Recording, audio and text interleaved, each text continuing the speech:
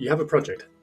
How do you know how much design you should do and how much piloting you should do before you go for your big investment decision to say, this is it, this is what we need the money for, we're going to go big? You don't want to overcook the design and you don't want to undercook getting certainty from pilots, but how do you decide what the right amount is?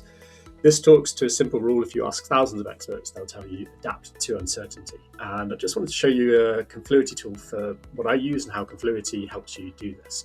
And in one example, we plan to prove it works.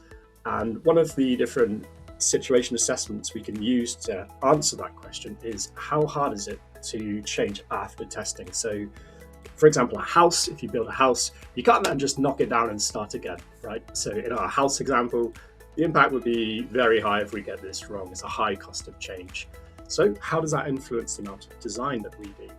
Well, it does tell us then that because we have a high cost of change, we should spend more time doing design, and we should probably go towards the maximum depending on the complexity.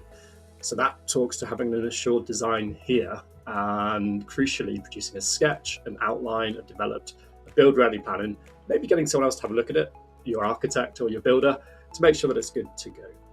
And maybe we can look at a pilot and planning out the different phases there. We put all that together, and Confluity helps us work out, based on the complexity and all those situation assessments, how many versions of the design you might want to do and how many versions of a pilot that you want to do. But it all comes back down to adjusting for uncertainty and looking at the different situation factors to inform you how many versions of your design should do, how much design, what's the level of design, and how many pilots.